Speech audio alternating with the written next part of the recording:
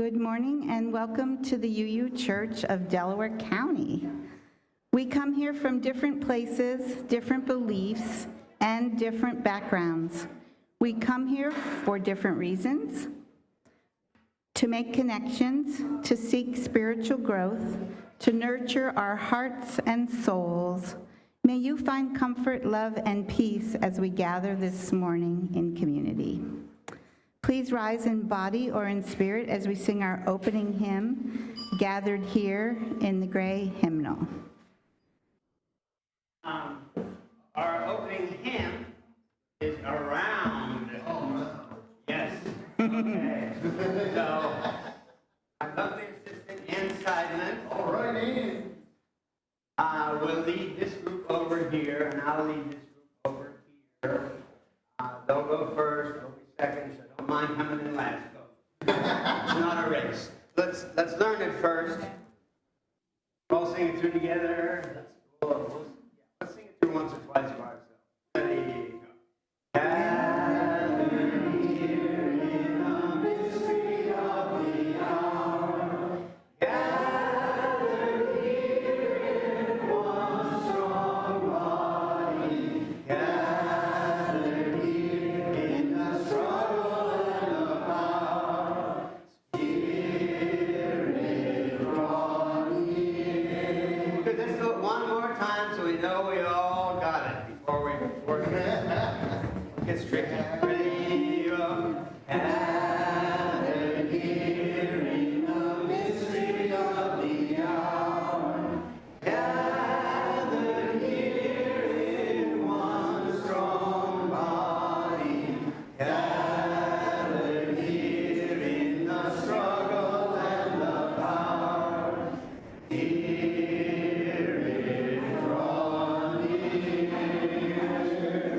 That's lovely. You'll all be getting notices when choir starts out for the month. Okay? Now, let's do it through twice as a round with these guys starting for back and forth.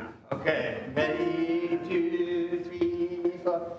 Gathered here in the mystery of the hour.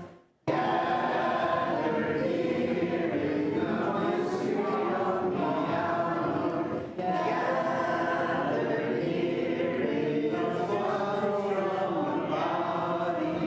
Gathered here in the struggle and the power. Gathered here in the mystery of the hour. Gathered here in the mystery of the hour. Gathered here in this one strong body. Gathered here in the struggle and the power.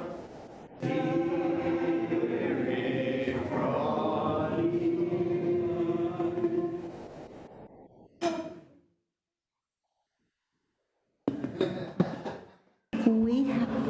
We have someone special sitting in the seats in our congregation this morning, and I would like to invite Reverend Laura up to give us a quick hello.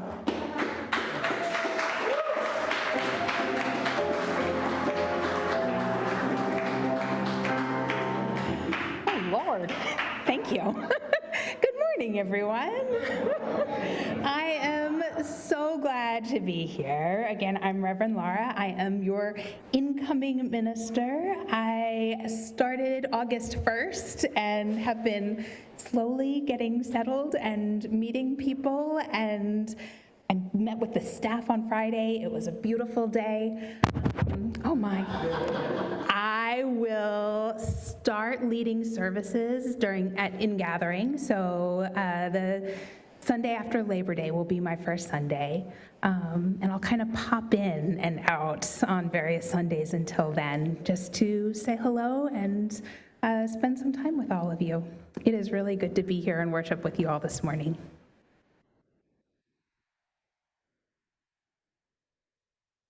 I can't stop smiling. That's very exciting. I'd like to invite Vinny and Teresa Ali to come forward this morning and light our chalice. Today's chalice words are the infinite possibilities of love, and the words were written by the Reverend Tom Goldsmith. Symbol of light and knowledge, symbol of warmth and freedom, we light this chalice as a symbol of our faith. Here we gather to celebrate hope and the infinite possibilities of love. Welcome to everyone who is here in person and also to everyone who is viewing our service online. If this is your first time here, we extend you a special welcome. My name is Sharon Fichthorn. I'm serving as your worship associate along with our musician and choir director, little plug for the choir this morning, Bob Rowland. And our guest speaker is on her way. She got a little bit mixed up on her direction, so we're waiting for her. Her name is Rosemarie Newberry, and she will... We do have a minister in the house. We do, if we're stuck.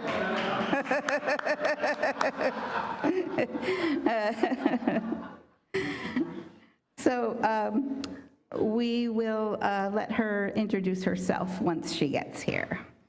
If you are participating online, please remember to open your chat box so you can communicate with other members.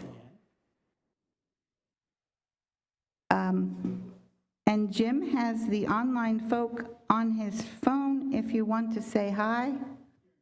Oh, during coffee hour, find Jim. And also, there is a virtual coffee hour, so make sure you stay logged in.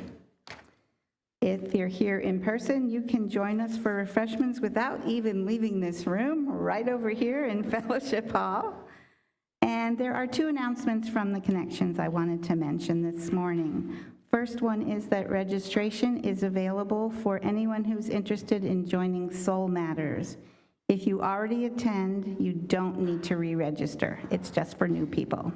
You can see Dottie Gardner or Brian O'Leary for more information. And the link to the form was in Connections, but I'm sure you can get it on paper too. And the UUCD Book Club is reading The Midnight Library by Matt Haig, and their book discussion will be held on Saturday, August 23rd at 11. Everyone is welcome to read the book and join in the discussion. And now we're going to settle into worship. As we settle into this time of worship, we ask that our minds be open, our hearts welcoming, and our spirits receptive to the wisdom and grace that may be found here. May we find solace in shared silence, strength in shared presence, and connection in shared experience. Take a deep breath in and out, letting go of any distracting thoughts. Just relax and be here in this room and in this moment.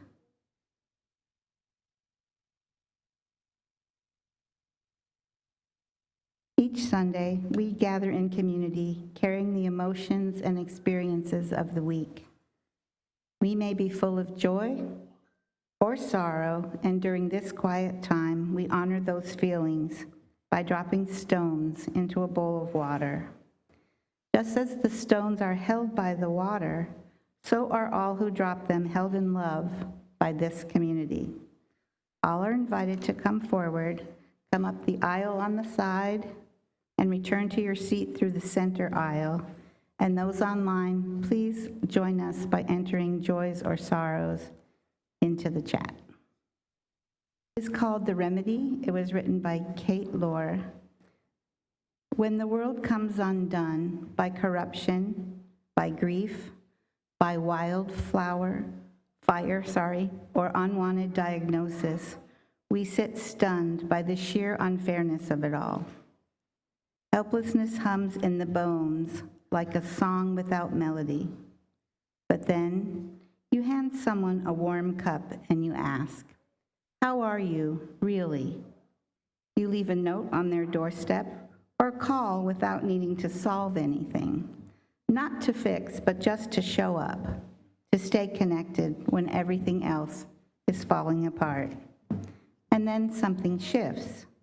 Not the tragedy, not the facts, but the field inside you that whispers, I can still be human here. The world remains unkind in all its chaotic corners, but you have become a lamp in the window, a soft place to land, the hush that enters a room just before someone says, I didn't think anyone noticed.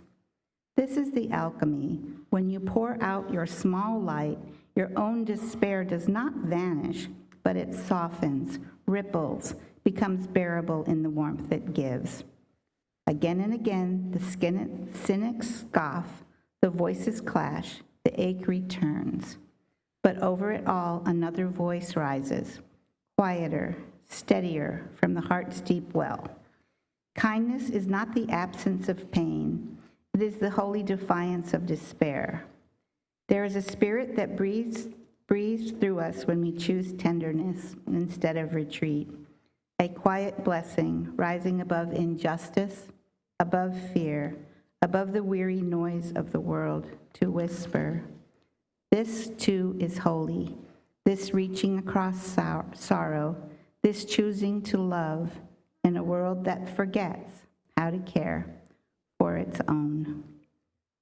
I'm dropping 2 stones now, one for the people online and one for the joys or sorrows we hold in our heart that are too dear to us to share. And then you can join us in a moment of silence before we sing Spirit of Life.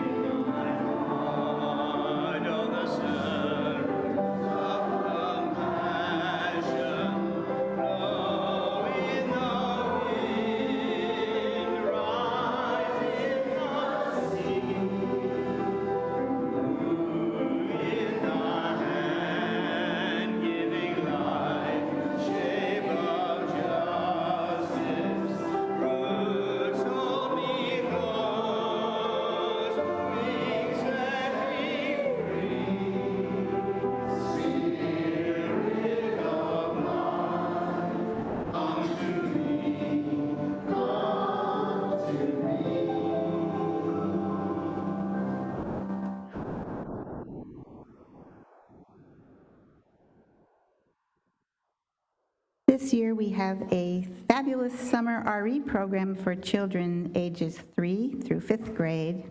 And today, the children will explore the spark of music by trying out some body percussion, playing rhythms on a gathering drum, and even making their own instruments. Those should be fun. Please make sure that you filled out the sign-up sheet before you send your children to Summer Sparklers, and be prepared today to pick them up at 11 o'clock in the Children's Chapel. And now we're going to sing our sending song. The first time we'll sing the song all together. The second time the teachers will exit Fellowship Hall and wait in the lobby. And the third time the children will leave to meet up with the teachers.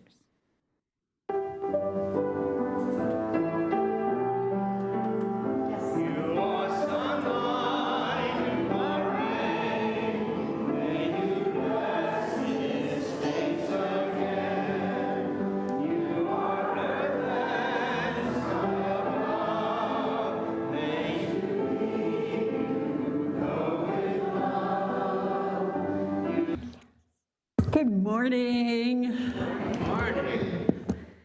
You all are more fabulous than you can possibly imagine. I'm the Reverend Rosemarie Newberry. Our introduction should have happened a little sooner in the service. My fault. And the topic is not about forgiveness today. But it could easily be about gratitude, and my gratitude for your generosity.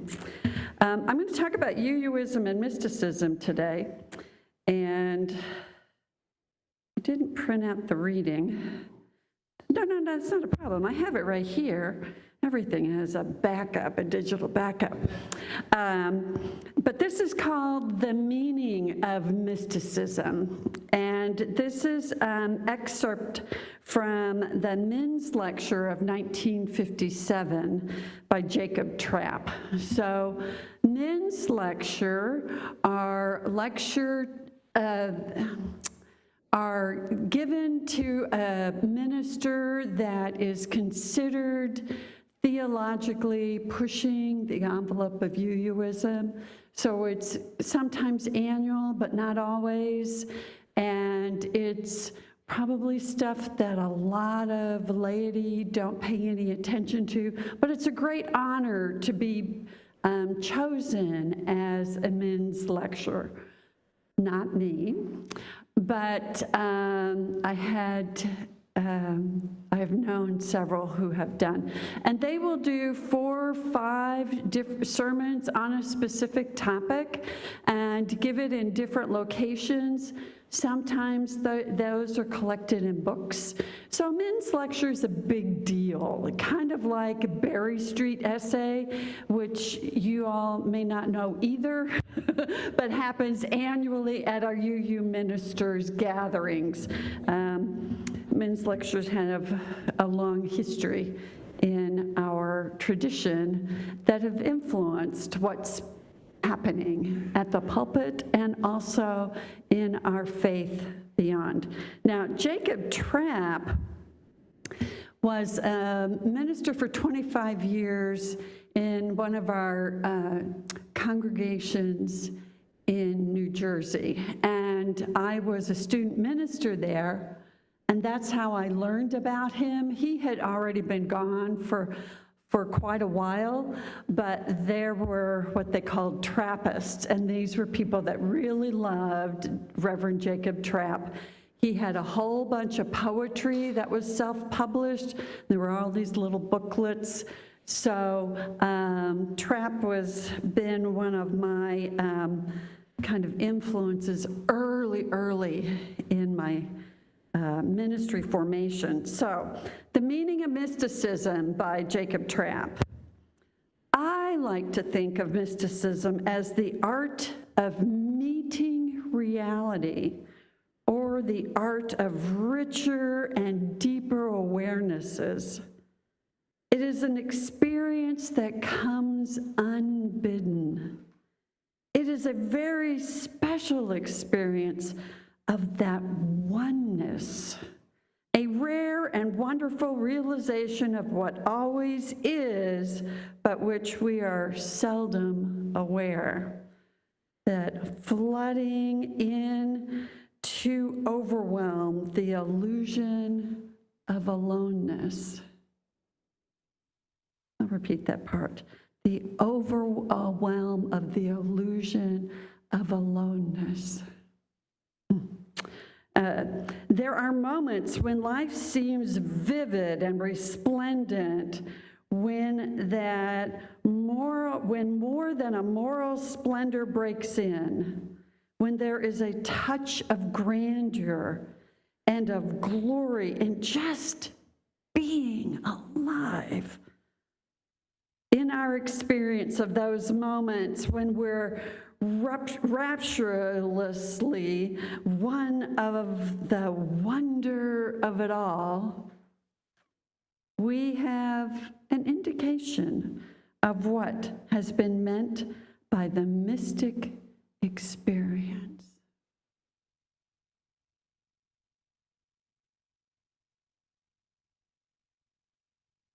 This church is a community for all of us.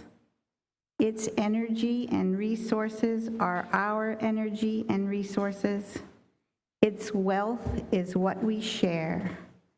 When we contribute to the life of this community, we affirm our lives within it. Our ushers will now come forward to receive your generous donations.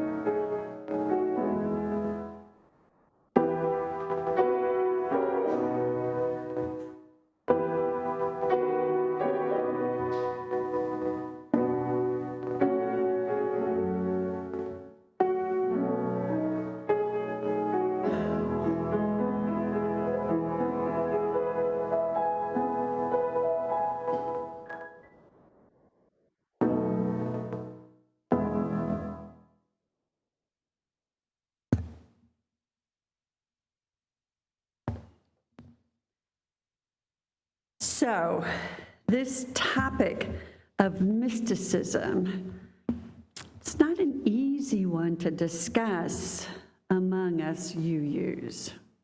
A little on the tricky side. And I think that there are two reasons for this difficulty. One reason is that we UUs, we're rationalists, right? We're logical, we're science-oriented. And mystical experiences occur outside of that realm. They can't be proven. They are considered an experience of a single individual, and it's hard for us to believe that they're real. You know, it's easiest for us to consider them to be hocus pocus or maybe even insanity, some version of it. It's okay to giggle, you know? This is kind of a tense subject, so it's just fine to kind of giggle when it gets that way, right? So that leads me right to the second reason. We are a culture that believes that mystical experiences like hearing voices or seeing visions or having hunches or having that feeling is a sign of a person's mental instability. Yeah, if we have a vision or hear a voice, we sure as heck ain't gonna tell anybody about it. Sorry, that hillbilly background of mine showed up. So we know that they will think we are crazy or on drugs or hallucinating. Yeah, that's inappropriate terms, but y'all get the picture. So this notion that you're crazy if you see visions and hear voices, it's been studied. Research from the Southern Virginia Mental Health Institute has shown that voices and visions of psychotics are similar to those of religious contemplatives. Now, the difference between the two groups is that the psychotics are more narcissistic and they need to control their environment. And the psychotics had marked differences, personal structure, and maturity. Now, the contemplatives, they were similar to the control group in their personality and maturity. Yeah, so there's the contemplatives, the psychotics, and a control group. All right? So the study didn't say what it takes to have a mystical experience, but it did conclude that not all mystics are crazy, and that there are experiences from religious contemplatives and activities that occur with the mentally healthy. Okay, so today I'm going to take us further into this discussion about mysticism and the UU faith. So what I know we all need is a definition of mysticism, right? Because we all love definitions. That's part of our rational science orientation. So I'm going to take us back to Henry Nelson Wyman. He was a process theologian who later became a Unitarian, and he wrote in the late 1920s, so this has been around a while, about mysticism in a book, Religious Experience of Daily Living. It's a great book, but hard to find because it was late 20s, 100 years ago, right? So he listed 11 types of mystical experiences, which he, and for Wyman, there was a wide range of experiences which he recognized as mystical, but only two that he considered valuable. He did not believe that visions or voices were of value, and he thought that they were possibly destructive. his view of a type of mystical experience was when one had the sense of well-being, a sense of flood of grace or of peace. Now that starts to sound very similar to the flooding and glory of being alive that I just read from Trapp. And it's possible that Trapp had read some Wyman. I don't know whether he did or he didn't. We do influence each other, though. Another valuable experience from Wyman is the aha. This aha is a solution to a difficult problem or creative insight that could not be arrived from just looking at things logically. Aha. Now, these two types of experiences would move a person to another place, according to Wyman. Both the experiences were stimulus for growth, of expanding personality, and of transformation.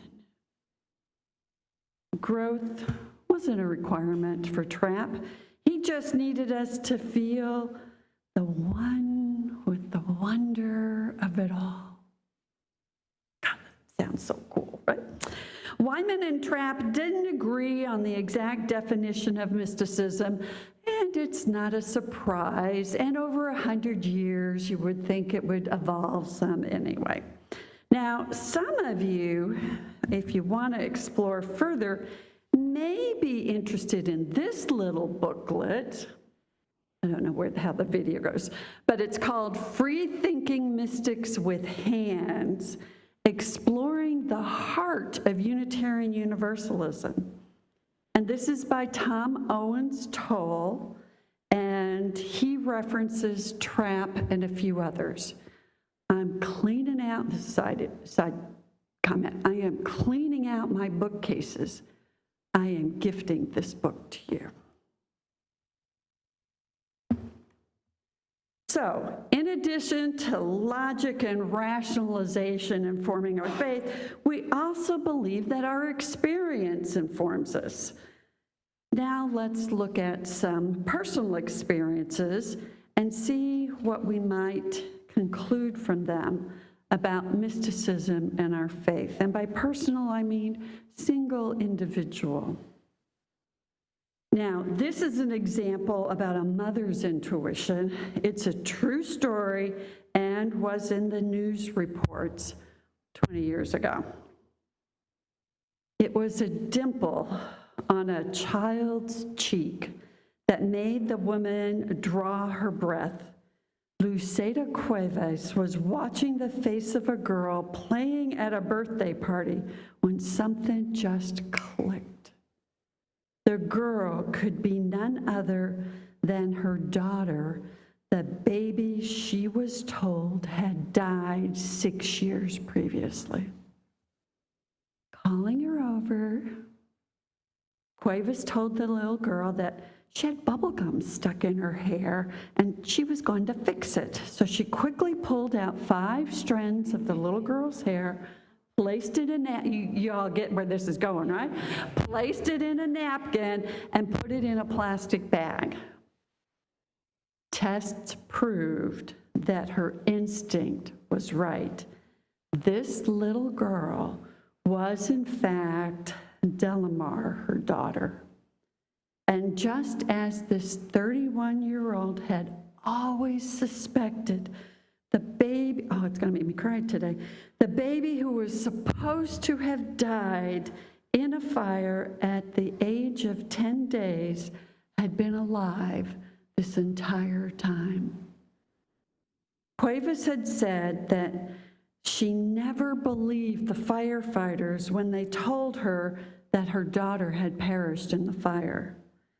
They said the baby's body had been so consumed by the flames that they found no remains.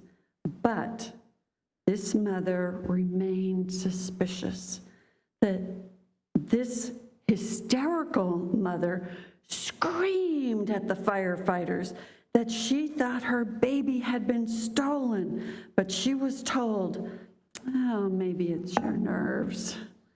Now, a death certificate was never issued because a body was never found, and Cuevas says she wanted the matter investigated by the police at the time, but on learning what lawyers would cost, she realized that she could not afford to pursue the matter. Despite all that, Cuevas had always held on to the feeling that her daughter had not died. Now, that's the end of the quote of the news report. So this is clearly an example, I think, of mother's intuition as a mystical experience. Now, but not all people believe it's mystical. T. Barry Brazelton, he's that famous Harvard pediatrician. He was like the Dr. Spock for my kids, so that kind of puts you in that generation. He would say this is not a mystical experience. He believes that mothers have a heightened sense of observation, not unlike animals, with a great sense of sight and smell. And this keen sense cannot be measured, but it can be trusted, and it should be trusted because it exists. Now, was this mother crazy? No, because the scientific DNA analysis proved her intuition was correct. But what if this had happened before DNA or DNA testing? Would she have been considered crazy then?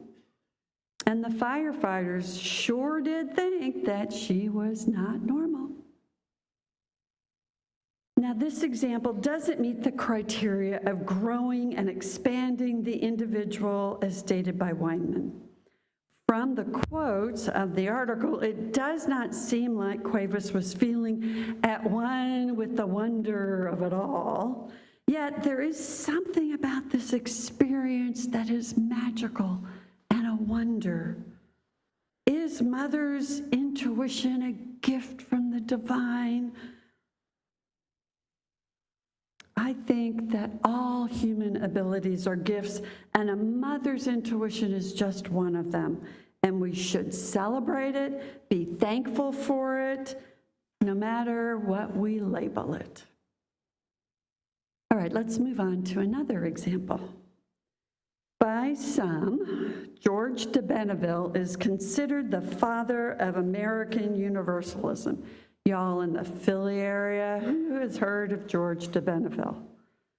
Okay, a couple of you.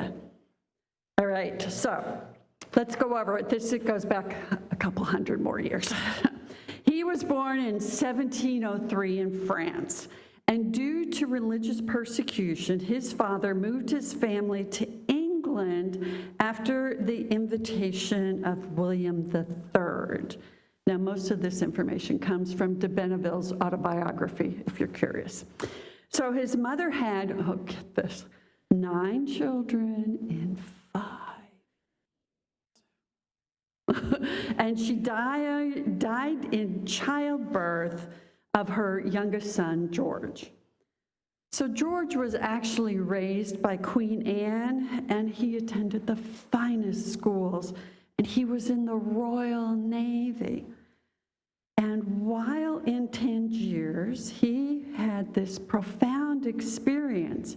He saw 2 Moors, Muslims, caring for one another that had a badly injured leg. So 2 caring for a third with a badly injured leg. In that moment, he realized that there was no predestination and only universal salvation. So I'm talking universalist history here. He told everyone his good news and moved to France to preach it at the age of 17. Oh, man, don't we love our teens? But the French, they were very suspicious, and they demanded a confession of faith. just as he was kneeling down in front of the executioner, a courier came with his reprieve. He was finally released due to the intercession of the Queen, and he moved to Germany. He preached in Germany for many years, this universalist faith. He worried so about the salvation of people that he actually, as he stated, developed a fever and became gravely ill, just so worried. And he fell into a coma for hours and was assumed dead. Now, remember, this is the 18th century medical environment, okay? So, quote, exactly at midnight, my soul was separated from my body, and I saw the people occupied in washing it according to the custom of the country, unquote. De Benneville was in a coma for 42 hours, and he had extraordinary visions. A messenger clad in robes whiter than snow told him, proclaim and publish to the people of the world a universal gospel that shall restore in time all human species without exception to honor and glory of the most holy. After his visions and miraculous recovery, he believed that his God had called to him to preach the gospel of universalism in America. He arrived in America 25 years before John Murray. Who's heard of John Murray? Okay, a few more of you, right? He's just whatever that way, whatever New Jersey way is, right? He's just got a head, right? De Benneville was here 25 years, and he would ride on horseback in all the geographic area. De Benneville came with the Germans into the Philadelphia area. So it's hard to believe that part of our universalist heritage is based on visions from a man in a coma. Right? Think about that. Yeah, you hadn't heard that story, had you? To Weinman, now we're going back to do some comparison. To Weinman, these visions are no different than those of Joan of Arc and are of possible destruction or destructive value. That's where Weinman would put it. Now, Trapp, he believed that this experience of wonder and oneness, that's mystical. Yeah, what do you think? Don't have to answer right now. But here's a mystic that has a vision and preaches a new religion. And we follow that religion still today. It's a bit shocking when I first read it in de Benneville's autobiography. And this is part of our Unitarian Universalist history. We don't talk about it. Okay.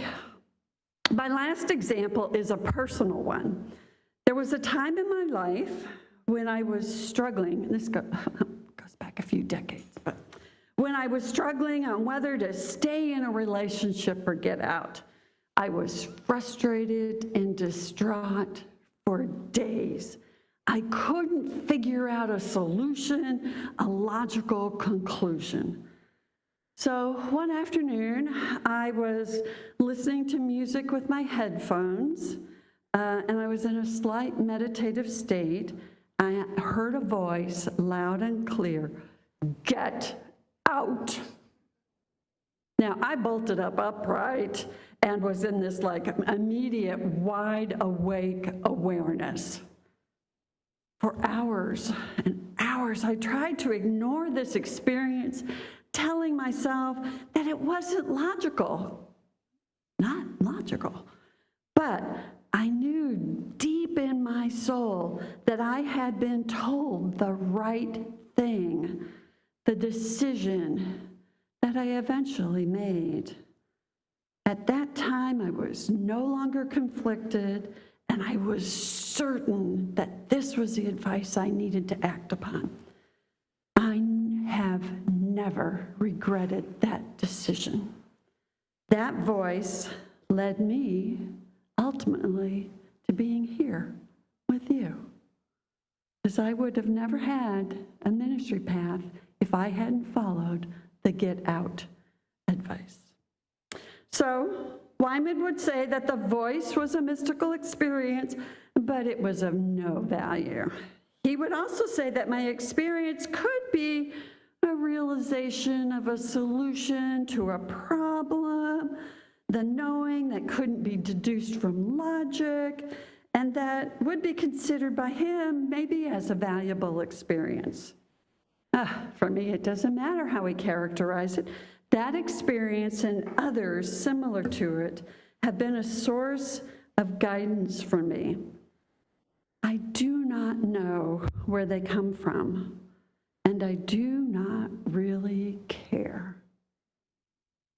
Those occasional voices and visions, they've been a source of information to me that have helped me live my life. So I'm not going to give you today answers about mystical experiences. I gave you kind of an overview of what UUs are talking about and how maybe we could talk about it more. I brought more books, and I heard that a little group had actually even read some or learned some about Ken Patton, very influential. This is Man's Hidden Search, an inquiry to naturalistic mysticism. This is clearly out of print and not digitized. And then another book by Patton, so if you want to get Pattonated, The Sense of Life, the Meaning and Mysticism of Natural Religion. There was quite the, I guess you could call it a feud about the theology that Patton was writing about and preaching about versus more traditional UU ideas at the time. So he was pushing thought. And then I have a small self-published book of his poetry, Mine to Give.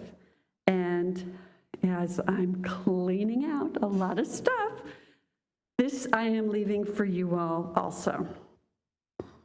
So, Trapp has a poem that I think, and the Trapp poems, those poetries, those are little tiny books, and they haven't come up out of the boxes yet, so. But you could call the Beacon Church in Summit, New Jersey, and see if there are any more left, if you're interested in some Trapp books. Anyway, here's a poem of his, because for his retirement and even before then, he wrote a lot of poetry. For days and nights I couldn't sleep nor eat as I pondered and worried about the decision that I needed to make. I was in the world between worlds and needed to move to a place of decision and peace. I didn't realize it at the time, but I was waiting to hear the words, the song, my song. And after I heard the words, I could sing my song. Don't you just love poets? Oh, the use of metaphor is so fabulous. So mystical experiences can be a source for our inspiration so we can sing our song. De Benneville's song was to preach universalism in America. Cueva's song was one of motherhood for a child that she knew was still alive. Jacob Trapp's song was that of a poet and has inspired many of us. And and I hope still inspires us. Let's not lose some of these great thinkers and poets and that are in our tradition. So I've got these closing words for this sermon from John Burens. He's a former UUA president. It's been a while, so some of you may not have heard from him. But he wrote this about trap. Poets, as Jake demonstrates, have been another source of renewal for the human spirit because they, like mystics, break open form and tradition and language and help us return to the freshness of original experience. So may we all be poets. May we all be mystics. May we all be singing our song and live in the freshness of original experience.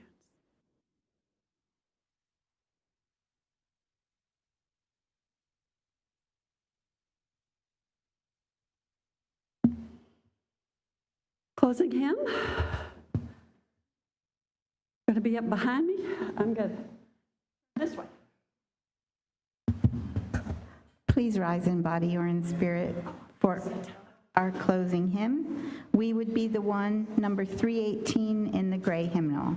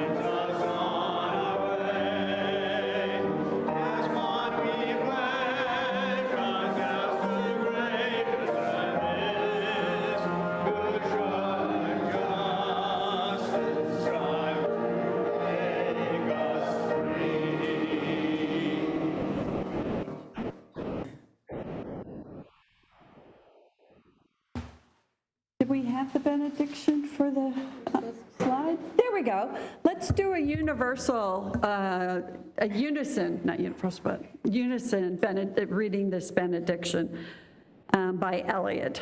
We shall not cease from exploration, and the end of all our exploring will we arrive where we started and know the place for the first time. Blessings for your day, for your week, for the rest of your summer.